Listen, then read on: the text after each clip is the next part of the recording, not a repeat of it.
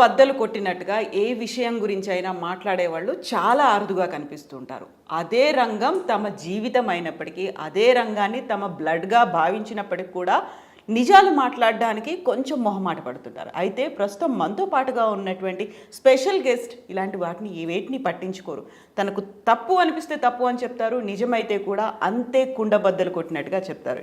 ప్రస్తుతం మనతో పాటుగా ఉన్నారు senior producer and south India film chamber of commerce మాజీ ప్రెసిడెంట్ కాటగడ్డ ప్రసాద్ గారు. సార్ నమస్కారం. నమస్తే అమ్మా. ఎలా ఉన్నారు మీరు?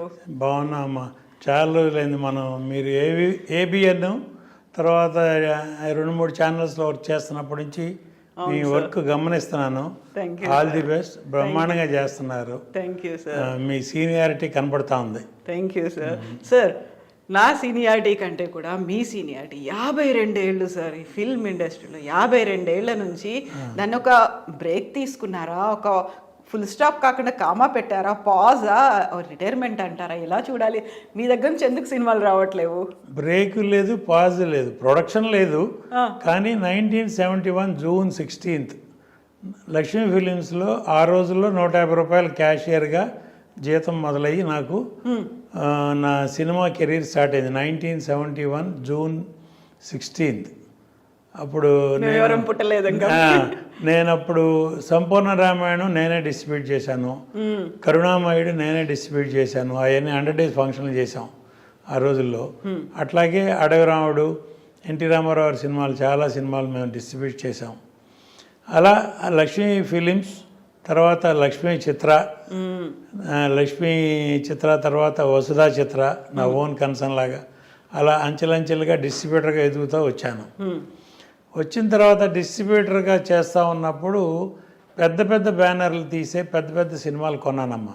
ఆ బ్యానర్లు ఎవరు ఏమిటి ఇప్పుడు మనకు అనవసరం.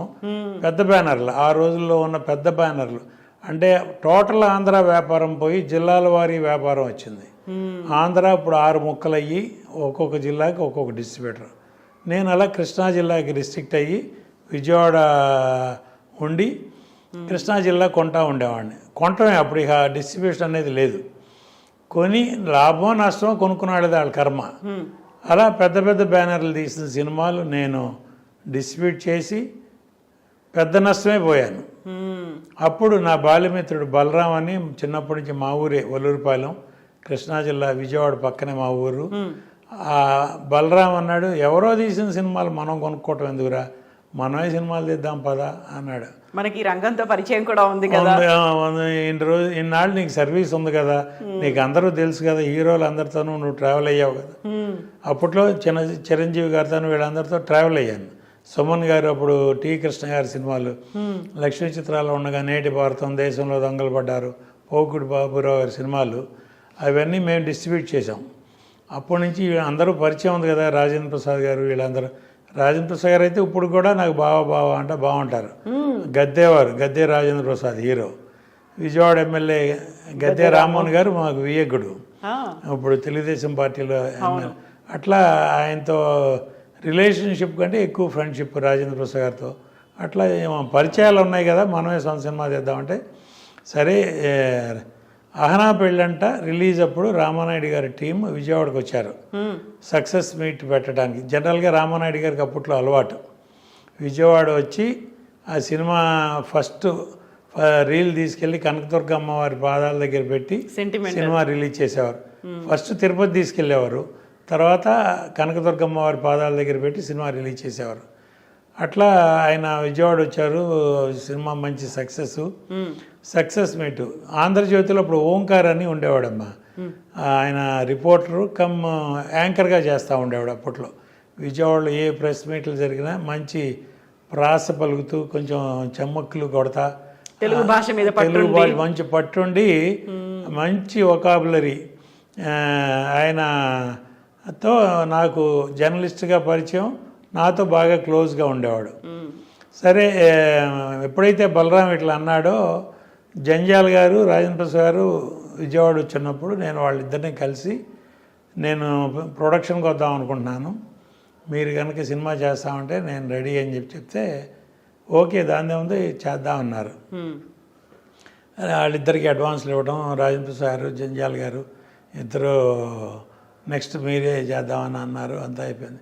సినిమా పెద్ద హిట్ అయ్యేటప్పటికి వాళ్ళకి ఎవరో ఫ్రెండ్స్ సలహా చెప్తారు కదా, పెట్టుబడి మేము పెడతాం, మీరే సొంత సినిమా తీయండి, తీస్తే బెనిఫిట్ ఏదో మీకే ఉంటుంది కదా అంటే వాళ్ళిద్దరూ కలిసి సొంత సినిమా తీశారు. సరే నాకు నెక్స్ట్ మళ్ళీ చేస్తా ఉన్నారు. మనమేమో మెడ్రాస్ వచ్చేసాం, అప్పుడు విజయవాడ వదిలేసి మెడ్రాస్ వచ్చి కూర్చున్నాం. ఇప్పుడు వాళ్ళిద్దరూ కాదంటే ఇప్పుడు ఏం చేయాలి మెడ్రాస్లో? హీరోలు అందరూ చూస్తే బాలకృష్ణ గారు, చిరంజీవి గారు, వీళ్ళు ఎవ్వరు చూసినా ఒక 2-3 ఏళ్ళు నో డేట్స్. అప్పుడు డేట్ కమిట్మెంట్ అంటే కమిట్మెంట్. ఇప్పుడులాగా ఒక డైరెక్టర్ ఏదో కథ చెప్తే హీరో డేట్లు ఇవ్వడం కాదు, ప్రొడ్యూసర్కి డేట్లు రాసి ఇచ్చేసేవాళ్ళు. అట్లా కమిట్మెంట్ అయిపోయి ఉన్నారు. సరే ఇప్పుడు మనకి ఎవరు అవైలబుల్ అంటే ఓన్లీ సుమన్ అవైలబుల్. సుమన్ కూడా కొంచెం రిస్ట్రిక్షన్స్, కేసు క్లియర్ అయిపోయింది. ఆయన కేసు చిన్న డిస్టర్బెన్స్ వచ్చింది కదమ్మా అప్పుడు ఆయనకి. ఆ డిస్టర్బెన్స్ క్లియర్ అయిన తర్వాత బెయిల్ మీద ఉండి డైలీ పోలీస్ స్టేషన్లో సంతకం పెట్టి షూటింగ్లకి వెళ్ళొచ్చు కొన్ని కండిషన్స్తో, కండిషనల్ బెయిల్. షూటింగ్లు కూడా ఏవిఎం వాళ్ళు అప్పట్లో మేనేజ్ చేశారు, మా స్టూడియోలోనే షూటింగ్లు చేసేటట్టుగా కోర్టు ఆర్డర్ ఇవ్వండి అని. చెంగల్పట్టు డిస్ట్రిక్ట్లో వస్తుందమ్మా అది. చెంగల్పట్టు డిస్ట్రిక్ట్లో 6-7 స్టూడియోలు ఉన్నాయి, ఎక్కడ కాదు అక్కడే చేయాలి. సరే అదే కండిషన్లో ఆయన ఒప్పుకోవటం రావటం. చెంగల్పట్టులో ఉండేవారు ఆయన అప్పట్లో. అక్కడి నుంచి రోజు ఏవిఎం స్టూడియోకి రావటం, షూటింగ్ చేయటం, వెళ్ళటం. సరే సుమన్ గారికి ఒక కథ ఓంకారం తీసుకెళ్ళి వినిపించాం, నచ్చింది, చేసాం. బందిపోటు నా మొదటి సినిమా 1/1/1988. చిరంజీవి గారి క్లాపు, దేవివారి ప్రసాద్ గారికి స్విచ్ ఆన్. సినిమా రెడీ చేసాం. ఆగస్టు 4 రిలీజ్ చేద్దామని అనుకున్నాం. ఆగస్ట్ 5 అనుకుని ప్లాన్ చేసి అంతా అయ్యి డేట్ అనౌన్స్ చేసిన తర్వాత సినిమా చిరంజీవి గారి సినిమా ఒకటి రిలీజ్ ఆగస్ట్ 5, కెఎస్ రామారావు గారి మరణ మృదంగం. ఆ సినిమా అక్కడ చిరంజీవి, కోదండరామరెడ్డి, ఇళయరాజా, కెఎస్ రామారావు, అంత పెద్ద అక్కడ అందరూ హీరోలు. ఇక్కడ కాటకడ ప్రసాద్ ఒక 0, సుమన్ ఒక 0, ఓంకార్ ఒక 0. అలా ఉన్న పరిస్థితిలో నా దగ్గర సినిమా బాగుందని కొన్న డిస్ట్రిబ్యూటర్లు కూడా డైరెక్ట్ అపోజిషన్ ఎందుకు, మనం కొంచెం ఆగి రిలీజ్ చేద్దాం, 1 వారం 2 వారాలు, చిరంజీవి సినిమా మీద క్లాష్ ఎందుకు అని అంటాం. అది నేను 5వ తారీఖు డేట్ ఆల్రెడీ అనౌన్స్ చేశా. తర్వాత వాళ్ళు 4వ తారీఖు అనౌన్స్ చేశారు ఆగస్టు నెలలో, 1988 ఆగస్టు. సరే ఏం చేద్దాం అని మంచి డైలమాలో ఉన్నప్పుడు ఆ సినిమా రిలీజ్ అవ్వటం, యావరేజ్ స్టాక్ రావటం. డిస్ట్రిబ్యూటర్లే మళ్ళీ ఫోన్ చేసి సినిమా యావరేజ్ స్టాక్ వచ్చింది, మన సినిమా బాగుంది కదా, ధైర్యంగా వెళ్దాం, చేసేయండి అన్నారు.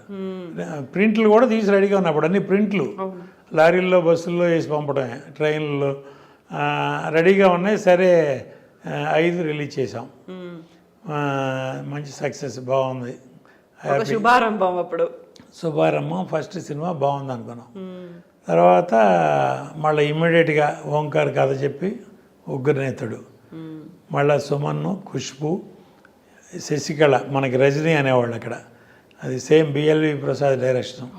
నా టీం ఏంటంటే అమ్మ Rajkoti music, Muraliramayya editors, costumes Sai, makeup Manmadharao, అట్లా మొత్తం నా టీం ప్రొడ్యూసర్ కాటగడ్డ ప్రసాద్ గారు, హీరో సుమన్ గారు, అంతేనా? అంతే, హీరో సుమన్. ఒక హీరోయిన్లు మారేవాళ్ళు, డెఫినెట్గా మారేవాళ్ళు. డైరెక్టరు కథను బట్టి దానికి సూటబుల్ డైరెక్టర్ ఎట్లా ఎవరైతే వాళ్ళు అట్లా రిపీట్ అయిన డైరెక్టర్లు కూడా ఉన్నారు. బిఎల్వి ప్రసాద్ నాకు ఫస్ట్ 3 సినిమాలు వరుసనే చేశారు. అట్లాగే శరత్ 3 సినిమాలు చేశాడు, సాగర్ 2 సినిమాలు చేశాడు, అట్లా ఉన్నాయి.